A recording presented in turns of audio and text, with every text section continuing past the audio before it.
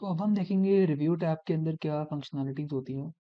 तो फर्स्ट हमारे पास यहाँ पे प्रूफिंग के लिए स्पेलिंग और थिसॉरस का ऑप्शन होता है और वर्ड काउंट का ऑप्शन होता है।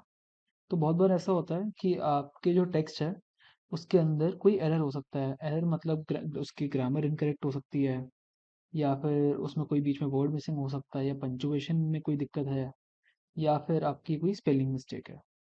तो ये चीज़ें आपकी पहले ही मार्क हो जाती हैं। जैसे जैसे आप डॉक्यूमेंट लिख रहे हो वो वैसे ही चीज़ें मार्क हो जाती हैं। जैसे यहाँ पे आप देख सकते हैं जो रेड लाइंस होती हैं वो सबसे पहले आपकी स्पेलिंग मिस्टेक दिखाती हैं।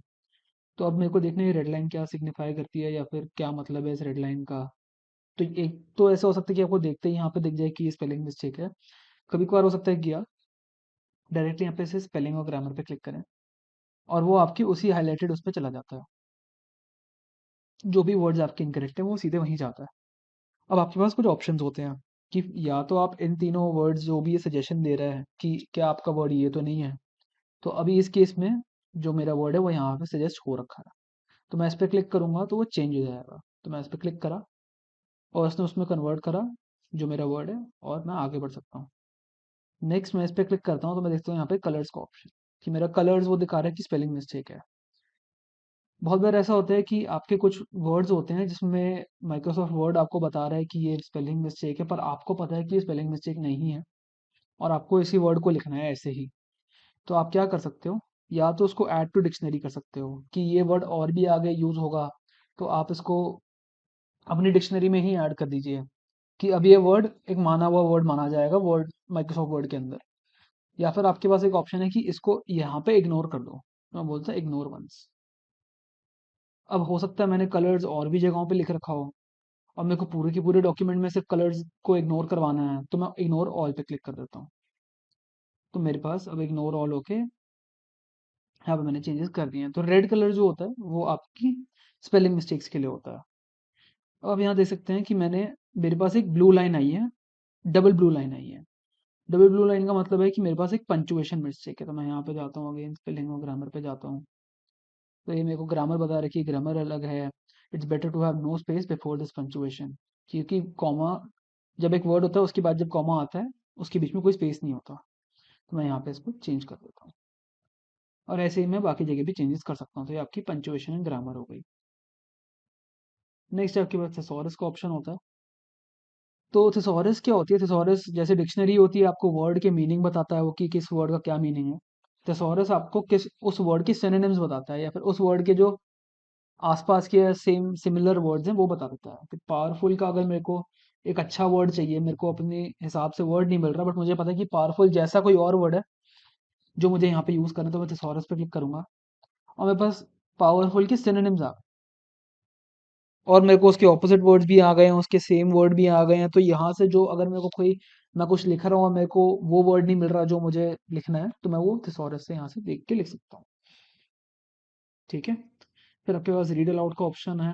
ये माइक्रोसॉफ्ट वर्ड के लेटेस्ट वर्जन में अवेलेबल होता है, पुराने वर्जन में हो सकता है ना हो। उसके बाद आपको ट्रांसलेट का ऑप्शन है कि मैंने कुछ टेक्स्ट सेलेक्ट करा, यहाँ पे ट्रांसलेट पे क्लिक करा, ट्रांसलेट सिलेक्शन, और मैंने उसको हिंदी में चेंज कर दिया। हिंदी में या फिर कोई भी लैंग्वेज जो मुझे चूज़ करनी है, मैं यहाँ से लैंग्वेज चूज़ करूँगा और मैं उस लैंग्वेज में कन्वर्ट कर दूंगा।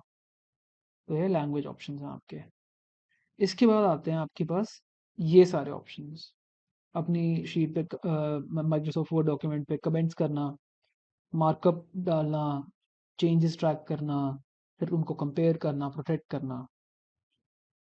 ये सारे ऑप्शंस आपको तब इस्तेमाल में आते हैं जब आप एक टीम में काम कर रहे होते हैं, या फिर ऐसा होता है कि आप कुछ लोगों को ये डॉक्यूमेंट एडिट करने के लिए देना चाहते हैं, या फिर आप चाहते हैं कि कुछ लोग को आप ये डॉक्यूमेंट भेजें, वो इसमें सजेशंस बोलें कि आप इसमें ये चेंज कर दो, बस वो चेंज कर ना पाएँ, वो सिर्फ तभी चेंज कर पाएँ जब मैं चाहता हूँ। तो उस केस में मैं क्या कर सकता हूँ? मैं पहले ट्रैक चेंजेस के बारे में आपको बताता हूँ। तो फॉर एग्जांपल मैंने ये डॉक्यूमेंट लिखा और ये डॉक्यूमेंट मैंने अपने दोस्त को भेज दिया और मैंने उससे बोला कि आप इसको रीड करिए और आपको अगर इसमें कोई चेंजेस करने हैं तो आप वो चेंजेस कर दीजिए। ठीक है? तो अब मैंने जैसे ही अपने दोस्त को दिया, मैंने पहले ट्रैक चेंजेस ऑन कर दिया। अब ट्रैक चेंजेस ऑन होने के बाद यहाँ पे रिव्यूइंग लिखा हुआ आ गया। ठीक है? पहले मैं एडिटिंग कर रहा था, अब मैं रिव्यूइंग कर रहा हूँ। ठीक है? तो मेरा दोस्त अब मेरे लिए रिव्यू कर रहा है। तो रिव्यू में क्या होगा, फॉर एग्जाम्पल मैंने यहाँ पे कोई ऐसे सेंटेंस है और फिर मैंने लिखा कि मेरे को ये वाइडली वर्ड जो है यहाँ पे पसंद नहीं आ रहा, मैं चाहता हूँ कि ये डिलीट हो जाए। तो मैंने यहाँ पे बैक स्पेस करा से उसको सेलेक्ट करके, तो आप देख सकते हैं ये वर्ड हटा नहीं है, इसको काट दिया गया और ये रेड कलर का हो गया है। ठीक है, ये उन वर्ड्स के लिए होता है जो मैंने डिलीट करे हैं। अब फॉर एग्जाम्पल मेरे को एक सेंटेंस और ऐड करना है, तो मैं यहाँ पे एक सेंटेंस ऐड करता हूँ, this is the added sentence, stop. तो मेरे को जो भी चेंजेस करने थे मैंने ऐसे बहुत जगहों पे ऐसे चेंजेस कर दिए, और जो भी चेंजेस मैं कर रहा हूँ वो रेड कलर में आ रहा है। तो जो मैं हटा रहा हूँ उस पे ऐसे रेड और स्लैश लाइन आ रही है, और जो मैं ऐड कर रहा हूँ वो नॉर्मल ऐसे रेड में लिखा हुआ आ रहा है, अंडरलाइन होके। तो अब मेरे दोस्त ने वो चेंजेस कर दिए हैं जो उसको करने थे, बट ये चेंजेस अभी अप्लाई नहीं हुए हैं शीट पे। ठीक है, तो अब जब जैसी मेरे पास ये शीट आती है, तो मैं यहाँ पे रिव्यू से एडिट में चला जाता हूँ।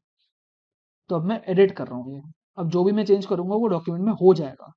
तो अब मेरे को चेंजेस वो देखते हैं कि किसने क्या सजेस्ट कर रखा है, जैसे मेरे दोस्त ने मेरे को रखा है ये वर्ड हटाना है, तो अब ये मेरे ऊपर है कि मैं अब इसको एक्सेप्ट करूं या रिजेक्ट करूं।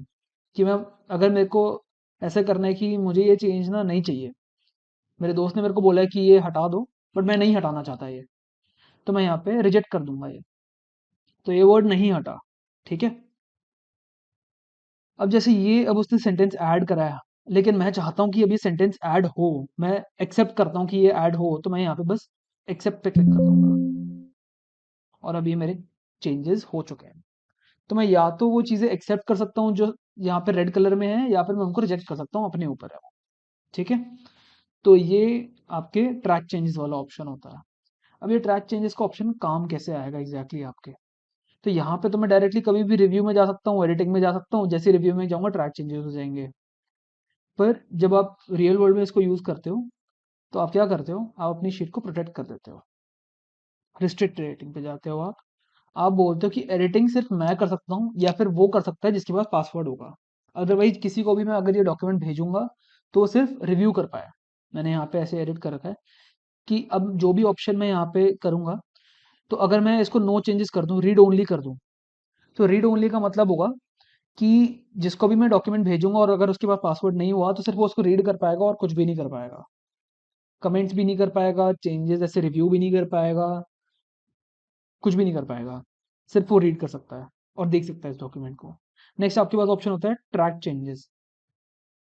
ट्रैक चेंजेस आप उसके लिए कर सकते हैं कि आप चाहते हो कि कोई रिव्यू करके दे आपको, कि अगर कोई चेंज भी करता है तो वो चेंजेस मेरे को दिखे हैं। और फिर आपके पास कमेंट्स का ऑप्शन होता है कि वो सिर्फ कमेंट कर पाए, तो कमेंट्स पे मैं भी आता हूँ कि वो क्या होता है। तो मैं भी ट्रैक चेंजेस पे क्लिक करता हूँ, और मैं यहाँ पे लिखता हूँ ये स्टार्ट एनफोर्सिंग प्रोटेक्शन। तो ये मेरे को बोलता है आप एक पासवर्ड बनाइए, तो मैंने अपना एक पासवर्ड बना लिया है कुछ भी, और मैंने ओके कर दिया। तो अब ये डॉक्यूमेंट जो है वो प्रोटेक्ट हो गया है। तो इसमें अगर कोई कुछ करना भी चाहता है तो वो सिर्फ रिव्यू कर सकता है, और जो भी चेंजेस होंगे वो मुझे दिखेंगे। तो अगर मैं एज अ रिव्यूअर इसमें एडिटिंग करने की कोशिश भी करना चाहूँ तो मैं नहीं कर सकता, क्योंकि वो ऑप्शन मेरे लिए नहीं है। तो मैं सिर्फ रिव्यू कर सकता हूँ, जैसे मैंने अगेन अब रिव्यू करा, तो मैं ये वर्ड नहीं चाहता। और ये, अब इस केस में मेरे, अगर मैंने दोस्त को रिव्यू करने के लिए दिया, उसके पास कोई ऑप्शन नहीं है इसको एडिट करने का, बस वो रिव्यू ही कर सकता है। अब जैसे ये डॉक्यूमेंट मेरे पास वापस आया, अब मैं एडिटिंग करूंगा, तो मैं यहाँ पे प्रोटेक्ट पे क्लिक करूंगा, प्रोटेक्शन स्टॉप करूंगा, पासवर्ड डालूंगा जो मेरे पास है, ओके करूंगा। अब मैं यहाँ से एडिट भी कर सकता हूँ, और अब जो मेरे को, अगर अगर मेरे को ये एक्सेप्ट करना है तो मैं एक्सेप्ट कर सकता हूँ। तो ये एक्सेप्ट हो गया, मैंने हटा दिया वो। तो ये आपकी प्रोटेक्शन हो गई है। नेक्स्ट आपके पास कमेंट्स ऐड करने का ऑप्शन रहता है कि आप कमेंट ऐड कर सकते हैं, कि यहाँ पे आप माइक्रोसॉफ्ट वर्ड नहीं चाहते, आप चाहते हैं कि M S convert this to M S word. मैंने यहाँ पे ऐसे कमेंट कर दिया है, तो आप देख सकते हैं मेरा टाइम आ गया है, मेरा यूज़र नेम आ गया है, सब कुछ आ गया है, और मेरा कमेंट आ गया है। तो देख सकते हैं लोग यहाँ पे कमेंट आके, और फिर वो चेंजेस एक्सेप्ट या रिजेक्ट कर सकते हैं। एक्सेप्ट, इस केस में एक्सेप्ट रिजेक्ट नहीं होगा, अगर मेरा कमेंट हो चुका है तो मैं इसे ओके कर दूंगा। ठीक है, मैं एडिट भी कर सकता हूँ ये कमेंट, और मैं ऐसे देख सकता हूँ ये कमेंट्स।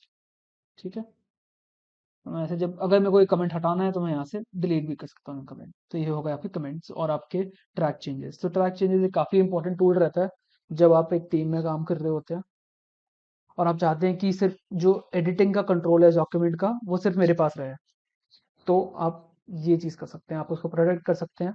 और फिर ट्रैक चेंजेस यूज़ कर सकते हैं। और एक कंपेयर का ऑप्शन तब होता है कि फॉर एग्जांपल अगर आपने कोई प्रोटेक्शन कुछ नहीं करी, आपने ऐसे ही भेज दी डॉक्यूमेंट, अब किसी ने वो डॉक्यूमेंट एडिट करके आपको वापस भेज दिया, अब आपको देखना है कि उस डॉक्यूमेंट और जो मेरा पहले का डॉक्यूमेंट था उसमें क्या चेंजेस हैं। तो मैं ऐसे कंपेयर पे क्लिक करूंगा, ऐसे कंपेयर किया मैंने, ओरिजिनल डॉक्यूमेंट जो मेरा डॉक्यूमेंट होगा मैं वो डाल दूंगा, रिवाइज डॉक्यूमेंट जो किसी ने चेंज करके भेजा मैं वो डाल दूंगा और ओके कर दूंगा, मेरे को वो चेंजेस दिख जाएंगे। तो ये आपका कंपेयर का ऑप्शन हो गया। इसके बाद व्यू पे जाते हैं। तो व्यू में आपके वो एडवांस कॉन्सेप्ट भी होते हैं, मैक्रोज वैक्रोज होते हैं, जो बहुत इंपॉर्टेंट कॉन्सेप्ट होते हैं, बट वो काफ़ी एडवांस होता है तो वो भी हम यूज़ नहीं कर सकते। नेक्स्ट आपके पास साइड टू साइड रीडिंग देखने का ऑप्शन होता है कि आप ऐसे बुक की तरह इसको रीड कर लें जो आपका डॉक्यूमेंट है। फिर आपकी वर्टिकल रीडिंग हो गई है। फिर आपके पास एक फोकस मोड है कि सिर्फ आप डॉक्यूमेंट रीड कर सकते हैं और कुछ नहीं कर सकते, और उस फोकस मोड को एस्केप करने के लिए आपने अपने कीबोर्ड के कॉर्नर पे एस्केप की पे क्लिक करना है। ठीक है, फिर आपके पास ये प्रिंट लेआउट है। ये प्रिंट लेआउट बोलते हैं, ये जो आपके पास जो अभी देखने का तरीका है वो प्रिंट लेआउट है। फिर आपके पास रीड मोड होता है कि ऐसे साइड बाय साइड करके आप ऐसे डॉक्यूमेंट्स रीड कर सकते हैं। तो ये एक ही डॉक्यूमेंट को डिफरेंट डिफरेंट तरीके से देखने का मेथड्स हैं ये सारे के सारे। मल्टीपल पेजेस का ऑप्शन है कि अगर आपको बहुत सारे पेजेस एक साथ देखने हैं तो आप यहाँ पे मल्टीपल पेजेस कर सकते हैं, वन पेज कर सकते हैं कि एक ही पेज देखना है आपको तो जूम कर सकते हैं। तो अगर मैंने जूम बढ़ा दिया तो जूम बढ़ जाता है। आप ग्रिड लाइंस डाल सकते हैं। ग्रिड लाइंस की तभी ज़्यादा नीड होती है जब आपके डायग्राम्स होते हैं या फिर कुछ टेक्निकल चीज़ आपको देखनी होती है। ये ग्रिड लाइंस हैं, ये रूलर है। रूलर आपको जो डायमेंशंस हैं पेपर की वो देखने में हेल्प करता है कि कितने सेंटीमीटर्स या फिर जो भी है इसका यूनिट है, उतना आपके टेक्स्ट ने ऑक्यूपाई कर रखा है, वो आपका रूलर के लिए यूज होता है। ठीक है, तो ये आपके व्यू के ऑप्शंस हो गए।